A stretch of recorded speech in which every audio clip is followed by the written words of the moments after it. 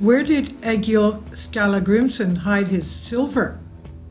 Lost treasures loom large in pop archaeology, aside from the obvious material gain of figuring out in which cave the Inca hid their gold, or which buried sandstone slab conceals the lost tomb of a pharaoh.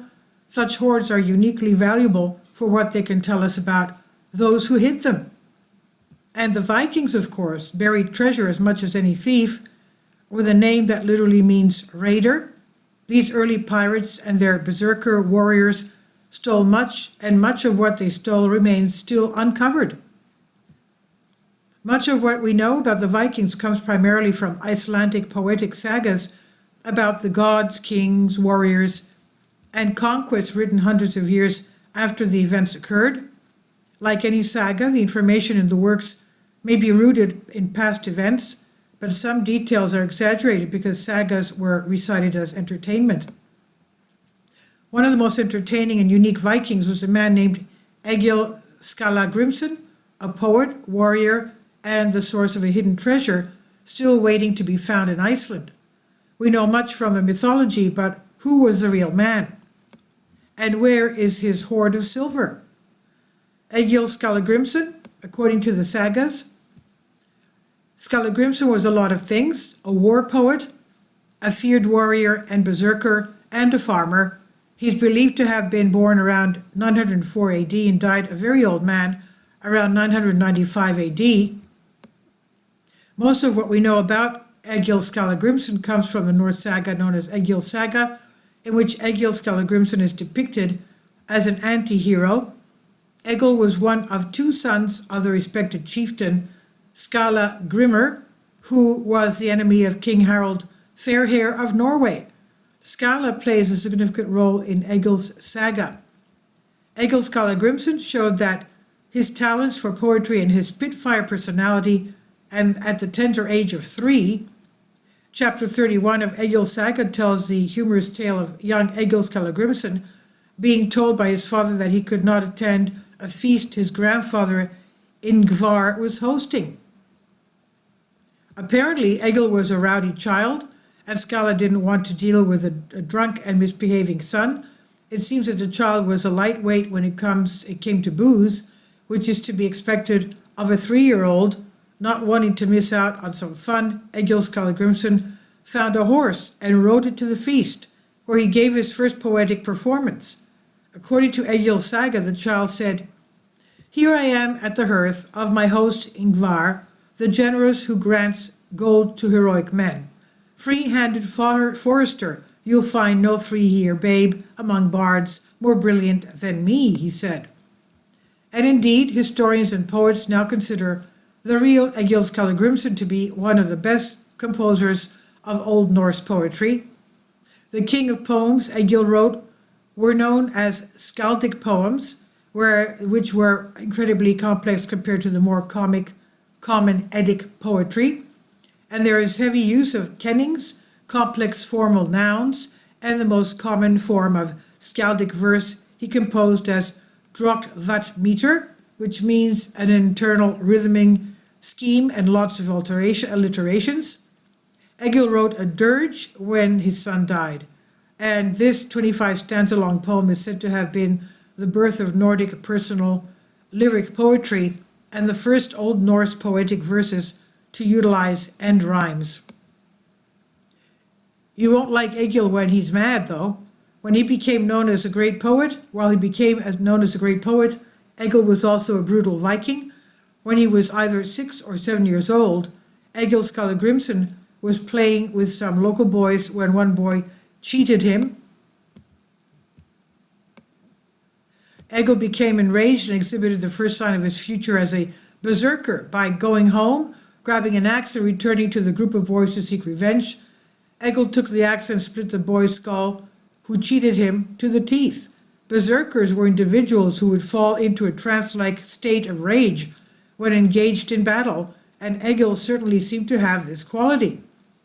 And as he grew older, Egil Skallagrímsson maintained his fighting spirit, and when his father-in-law would not let Egil claim his wife's share of her inheritance, he challenged his father-in-law to a holmanga. A holmanga was a man-to-man fight on an island that was considered a legal way to settle disputes in medieval Scandinavia.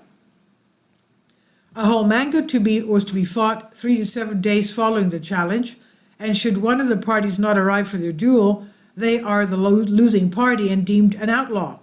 If both parties showed up for the duel, it went like most standard duels do, the person who lives is the winner. In this instant, Egil Skallagrímsson's father-in-law refused to fight Egil not long after the challenge was issued. Egil killed him, and his brother had, as well as another brother, Atli the Short, by biting through the neck during a holmanga. Can you imagine? Berserkers. Egil's saga further tells that of what the crazy poet would do when he was mad or had been insulted. For example, after doing away a retainer of King Eirik Bloodaxe, who was the king of Norway from 1932 to 1934 AD. His wife, Queen Gunhildra, ordered her brother to kill Egil and his brother. Before the queen's brothers could do that, Skallagrímsson's brother Egil killed him first. The animosity between King Eirik Bloodaxe and Egil Skallagrímsson escalates further, and chapter 57 of Egil's saga describes Egil placing a curse on the king and queen using a pole with the runes carved into the wood with the head of the dead horse on top. The curse was for the king and queen to be ousted from Norway.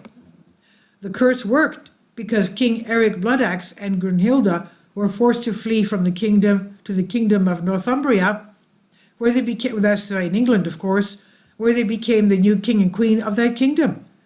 The beef between the two men continued, and after becoming shipwrecked in Northumbria and discovering who the king and queen were, Egil and a friend took up arms and marched to kill King Eirik's court.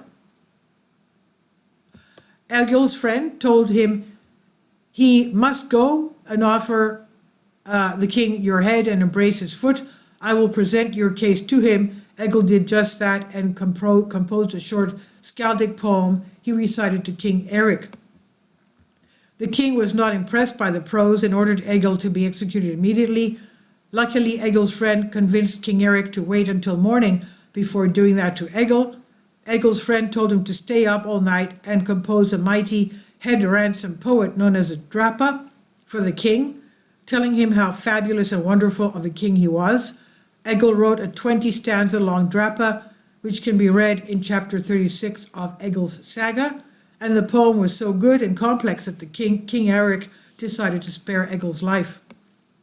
Now about Egil's silver.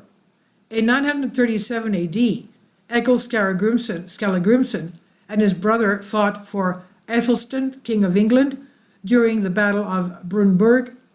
Egil's brother was slain in battle, and Egil was rewarded 2 chests full of silver from Æthelstan as compensation for his loss. And now aging, Egil returned to his family farm in Iceland, where he became involved in local politics for a few years.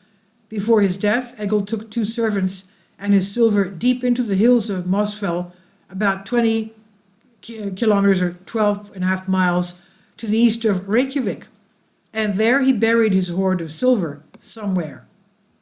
To ensure nobody would steal his silver, and for one last moment of bloodshed, he then killed the 2 servants who had helped the old man to hide the silver. What happened to the silver remains a mystery to this day, and many modern treasure hunters have embarked on the quest for Egil Skallagrímsson's long-lost silver. And this is from Historic Mysteries by Lauren Dillon. Fascinating, isn't it? This is, well, please leave your comments, and thank you for your support. Thank you. Please support my Patreon account. The daily posts are 5 videos daily, and they are totally different from what I have on my YouTube channel. Thank you so much for your support, and that you find all my content so interesting. You'll find the Patreon account details in the description box below.